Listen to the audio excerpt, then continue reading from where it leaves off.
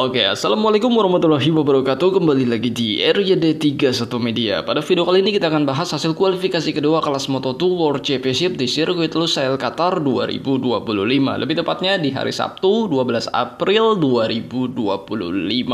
Oke, jadi mungkin kalian juga udah nonton live streaming dan pasti menunggu-nunggu informasi selanjutnya dari hasil kualifikasi 2 bagaimana keadaan Mario Suryo Aji. Ya, Mario Suryo Aji mengalami crash high set yang sangat kencang dan sangat berbahaya banget. Ya, gambarannya kurang lebih seperti ini. Dan ya, kalau buat saya pribadi, saya nggak bisa langsung bikin video ya, jadi nggak bisa langsung upload hasil-hasil dan juga gambaran-gambaran karena saya menunggu informasi lebih lanjut apakah Mario Suryo Aji oke-oke aja, nggak ada masalah dan fit untuk bisa mengikuti race Moto2 di sirkuit Qatar 2025 ini. Jadi ya agak lama saya harus pending dan saya cari informasi ke sana ke sini dan sampai video ini diupload saya belum mendapatkan informasi yang pasti apakah Mario Suryo Aji fit untuk bisa mengikuti race Moto2 2025. Itu aja sih sebenarnya. Jadi ya, video ini cuma hasil kualifikasi aja secara umum, secara keseluruhan, dan data-datanya kita akan baca juga.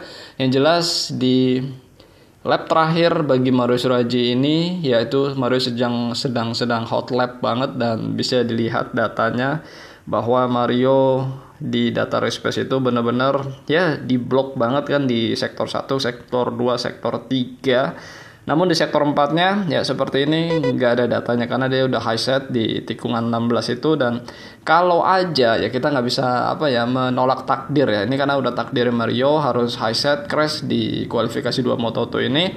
Kalau aja ya Mario ini nggak high set, ini akan menjadi lap time terkencang Mario di saat kualifikasi 2 karena ya seperti ini sudah diblok kan di sektor 1 29 second, di sektor 2 30 dan di sektor 3 27. Udah bisa dibayangin kalau sektor 4 ini Mario nggak sampai crash, itu kemungkinan akan diblok juga atau masuk ke kotak ini karena kotak ini kan tanda bahwa si pembalap itu tercepat di sektor ini gitu kan, sektor ini ini bisa dibayangin kalau sektor 4-nya itu nggak crash, Mario akan mendapatkan lap time terkencang dia dan itu nggak tahu berada di posisi berapa di saat kualifikasi 2. Pastinya nggak akan di posisi terakhir ini kan, maksudnya di posisi 17 lah di saat kualifikasi. Karena kalau kita lihat datanya Mario ya seperti ini, lap time terkencangnya adalah di saat di putaran kedua dengan 1 menit 57 detik 694. Oke, jadi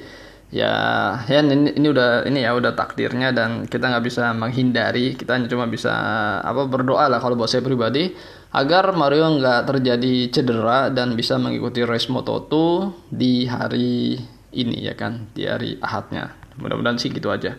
Oke, hasil keseluruhan kualifikasi 2 seperti ini. Lagi dan lagi pembalap asal Spanyol juara dunia World Supersport 300 yaitu Manuel Gonzalez asal Spanyol dengan sasis Kalek menjadi yang terkencang dengan lap time 1 menit 56 detik 301. Dengan total 7 lap dia mengitari sirkuit Lusail di saat kualifikasi 2 dan lap terkencangnya ini di lap kelima. Top speednya 284,9 km per jam. Posisi 2 ada pembalap asal Inggris yang juga cukup senior yaitu Jack Dixon dengan sasis Bosco Suro di tim Mark VDS. Di posisi ketiga Ron Canet, di posisi 4 Albert Arenas, 5 Daniel Holgado, 6 Zonta, 7 Dennis Oncu, 8 Philip Salak, 9 Barry Baltus. Nah, dari posisi 1 hingga posisi 9 pembalapnya mencetak 1 menit 56 detik. Dan rekor all time sirkuit ini sudah terkoyak-koyakan oleh nama Manuel Gonzalez 2025 di saat kualifikasi 2 dengan lap time 1 menit 56 detik 301 ya. Jadi udah terpecahkan.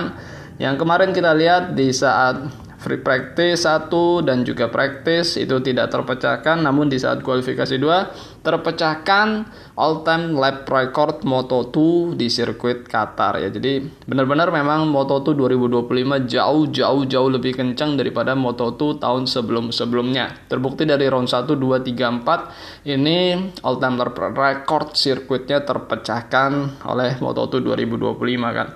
Dan kita lanjutkan di posisi 10 ada Marcos Ramirez asal Spanyol di American Racing Team. Di 11 ada David Alonso asal Kolombia, juara dunia Moto3 2024. 12 Diogo Moreira asal Brazil, 13 Enagios, 14 Celestino Vietti asal Italia, 15 Derin Binder Afrika Selatan, adiknya Brad Binder. 16 Adrian Huertas dan 17 Mario Suryo Aji dengan lap time 1 menit 57 detik 694 dan totalnya Mario mengitari 5 lap dan lap time tercepat dia di lap kedua ini. Gapnya ya cukup jauh ya 1,3 detik karena ya tadi saya bilang langsung di awal bahwa Mario crash ketika sedang hot lap dan itu sedang kenceng-kencengnya dia, terbukti datanya sektor 1, sektor 2, sektor 3 itu diblok dan itu artinya itu lap terkencang. Ya kalau aja dia nggak sampai crash, kemungkinan itu akan menjadi lap time terkencang dia dan juga mungkin posisinya nggak di posisi 17 ini. 18 Alonso Lopez dengan sasis Boxco Tsuro. Oke, secara keseluruhan top speed dan average di kualifikasi 2 itu David Alonso yang paling kencang dengan 291,8 dan Mario di posisi 8 dari total 17 pembalap ya. Ya oke.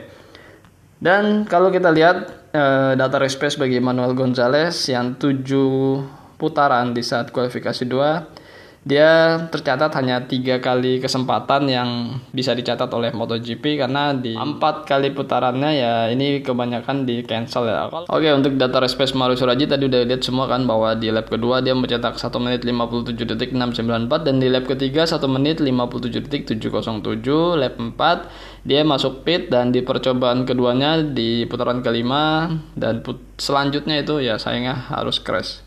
Oke. Kalau secara keseluruhan kualifikasi seperti ini, tadi sudah sampai posisi 18 Alonso Lopez dan 19 Alex X-Krijk, di 20 Colin Fire asal Belanda, rookie Moto3, 21 Jorge Navarro, 22 Tony Arbolino dan 23 Joe Robert, 24 Ayumu Sasaki asal Jepang, 25 Ivan Ortola, 26 Izan Guevara, 27 Sergio Garcia dan paling terakhir yaitu Yuki Kuni di Idemitsu Honda Team Asia, rekannya Mario Suryo Aji asal Jepang. Oke.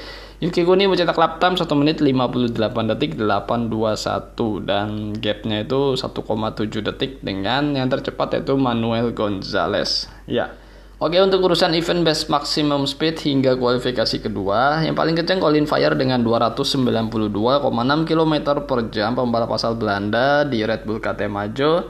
Dan Mario Suryo Aji kalau kita lihat di posisi tidak posisi terbawah ya, ini di posisi yang bisa kita katakan cukup tengah-tengah dan dia mencetak 291,1 km per jam di saat free practice kedua ya. Jadi secara keseluruhan dari free practice 1, free practice 2 hingga kualifikasi 1, kualifikasi 2, Mario Suryo Aji ya posisi tidak di posisi terbawah untuk urusan top speed, di mana di saat di free practice 2 Mario mencetak 291,1 km per jam. Jadi ya sampai kualifikasi 2 ternyata Moto2 tidak ada yang bisa mencetak 299 seperti Marcos Ramirez ya. Jadi nggak nyampe ya, mungkin ya memang kecepatannya segini yang cukup ideal, tapi all time lap recordnya terpecahkan dengan kecepatan yang segini aja, nggak terlalu kencang tapi all time lap recordnya itu bisa terpecahkan ya, jadi cukup balance lah sebenarnya.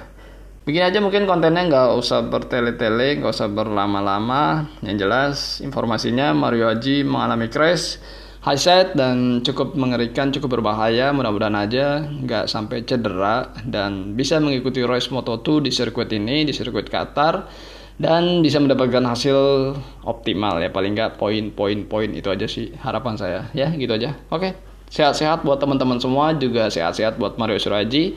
Jangan lupa makan dan jangan lupa berdoa. Akhir kata wassalamualaikum warahmatullahi wabarakatuh. Bye bye.